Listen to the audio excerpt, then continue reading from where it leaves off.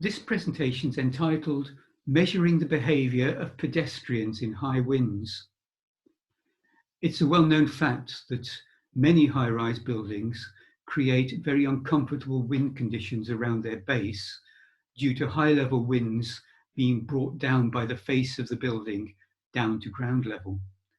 And very often these days on many buildings you'll see canopies such as the one shown here to try to improve the pedestrian environment. As the wind speeds become stronger, however, it can change from being a comfort issue to being a safety issue, where people can be blown around quite dangerously. The little video at the top there, which I believe is from the University of Eindhoven, and for which I have to say thank you to Professor Blocken, shows that it's not just our species that are affected by high ground level winds. A number of criteria exist for assessing whether winds at ground level are comfortable or dangerous. These usually take the form shown in this table, which shows a couple of UK practice guidelines. We have a mean wind speed that mustn't be exceeded for 1% of the time, say, for a particular type of activity. Most of those activities there are relevant to the comfort situation. The bottom row, however, is more relevant to what we'll call the distress situation, the safety considerations. And they aren't, it has to be said, terribly well defined. They're largely based on subjective questionnaire data from several decades ago in different parts of the world. Now, in the middle of the 2010s, a large building was built in Leeds called Bridgewater Place, and this was found to have unacceptably high level winds around its base that caused significant danger to pedestrians and indeed to vehicles passing by. And one of these vehicles blew over and killed a pedestrian. An inquest was therefore held, and the coroner, Melanie Williamson, the Wakefield coroner, was concerned that there might be corporate manslaughter charges arising from the first inquest, so she actually adjourned it. These charges weren't brought, but at the second inquest, she made some very severe recommendations about wind speed closure levels for that particular road around the base of the building. Partly because of this incident, the University of Birmingham were awarded a sizable research grant by the Engineering and Physical Sciences Research Council to look at the safety of pedestrians, cyclists, and motor vehicles in highly turbulent urban wind flows. And this involved full-scale experiments of wind conditions on the university campus. It involved wind tunnel measurements to try to replicate these conditions. It involved CFD calculations of various types, and it involved actual measurements of pedestrian and cyclist behaviour in high winds. And it's with the last of these that this particular presentation is concerned, pedestrian and cyclist measurements in high winds. We actually made measurements of pedestrians and cyclists walking or riding along a track at the base of a very large slab building. The building on the left there is the Biosciences building.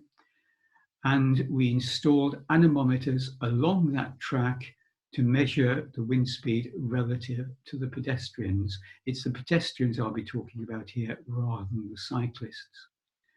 We also had a reference anemometer at the top of the Muirhead Tower, which we can see on the right there, to measure the high-level reference wind speeds.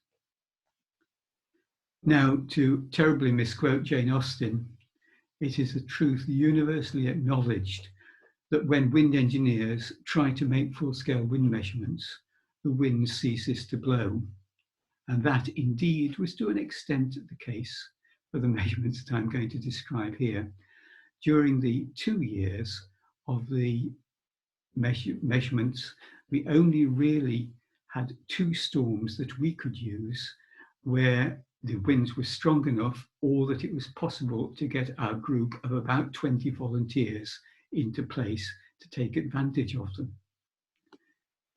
For the measurements we made, we used shoe-mounted sensors for gait measurements. We mounted small sensors that included inbuilt data loggers and batteries onto both the left and the right-hand feet. And we also mounted accelerometers on the body of the volunteers that we used on the back of them. Again, they contained accelerometers and small data loggers. So we were able to measure the actual response of pedestrians to high winds. As I said, we had 2 trials, and most of the time in these trials, the wind was from the southwesterly direction, the prevailing wind direction, and gust speeds were up to about 17 or 18 meters a second. They were stronger in the first of these trials, which was quite a sizable storm, named Storm Ophelia. And if you look at the wind speeds for that storm in 2017, the red arrow on the right shows the wind speeds that were measured at the top of the Muirhead Tower, and they can be seen to be fairly steady. The ground level wind speeds, however, are highly variable. And that, I think, needs to be borne in mind. So this figure shows a histogram of the gusts that were experienced by our group of volunteers. As I said, there are about 20 of them over a wide age range of both male and female. And we can see that the gusts we measured go up to 18 meters a second, but there are only a very small number of gusts in the top speed range, which was not altogether satisfactory, of course. If we look at a response in a typical gust, what we show here are the wind conditions in the top 2 figures, the distance along the route as the volunteer walked along the route from 0 to 63 meters. And the top left-hand figure shows the gust wind speed experienced by the pedestrian. The top right-hand figure shows the wind direction. The bottom figure shows the outcome from the back-mounted accelerometers. The top line shows the vertical acceleration measured in gravity, and that is about 1, and it shows a bit of a response as the pedestrian walks through the gust. The bottom figure is the lateral acceleration, and that's measured about 0, of course, and that shows a slightly higher response. If we look at the results of the gait measurements, we don't see very much for most parameters. Again, I show the wind velocity and the wind direction in the top 2 figures. Then the gait cycle time, effectively the time of a step, the stride length, and the stride speed. And again, you can't really pick out the wind gust as the pedestrian passes through it. If you look at the parameter known as the swing width, however, and it's shown there, as indeed all of these are for the left hand and the right hand feet, you can see perhaps in the swing width, which is the lateral movement of the feet during each stride, you can perhaps pick out some sort of response as the pedestrian goes through the gust. This is a little clearer if you plot the gradient of swing width against the wind velocity here along the route, and you can see as you go through the gust, you get some quite high gradients. However, the data is very, very scattered. In fact, it changes from one volunteer to another volunteer, and even for the same volunteer, it can be very different from one pass along the route to the next pass along the route. And this is, of course, due to the variability in wind conditions, also, of course, due to the variability in human response. If we go to rather higher level wind conditions, though, we do begin to pick out instability responses here. And here you can see one of the volunteers in the trial, a postdoc in the group, becoming unstable for a short while as he walks through the gust there. And if we now plot the output from that particular run, we can see the gust velocity is very clear. It goes up to 15 meters a second, a rather smaller gust at the far end of the route with some variability in wind direction. And here we can see a rather greater vertical and horizontal acceleration. If we look at the gait parameters from the foot measurements, here most of them begin to show something, some sort of response as the volunteer went through the gust, particularly the large gust at the start. The swing width response is actually becoming quite significant. And if again we plot the swing width gradient and wind velocity along the length, we can begin to pick out quite significant effects. But again, there is much variability, much variation from volunteer to volunteer, from one pass to another pass. All a bit subjective. We can do a little more quantitative analysis, however, if we take the entire data set. And if we look at the entire data set, we can begin to pick out three sorts of response. And I've called these responses the swing width response, the acceleration response, and the instability response. The swing width response is when the swing width gradient exceeds a specific value. And you can see these swing width responses kick in at very low wind speeds, very low gust speeds.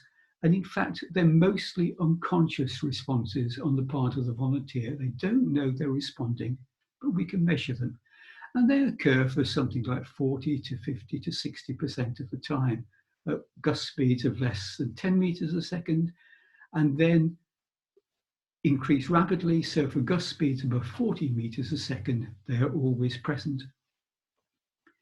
Acceleration responses are based on the lateral acceleration. And when this exceeds a specified value, we can see that the acceleration response begins to increase at about 10 meters a second. So by 60 meters a second gust speed, then 100% of the events have a significant acceleration response.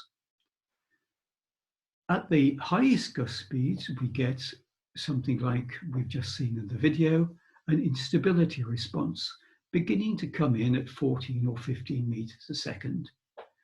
However, it needs to be borne in mind that we've got very few gusts in the upper bands of gust speed there. So what can we conclude? Well, I think we can define three types of pedestrian response to strong winds: a gait swing width response, a body acceleration response, and an instability response. Frustratingly, though, the sample size was small. The experiments were inevitably restricted in scope. But be that as it may, I think the results that we show here are interesting. They're indicative of what can be done, and they potentially offer a more quantitative way of determining safe wind speeds than the current, perhaps somewhat ad hoc methods. Thank you very much for listening.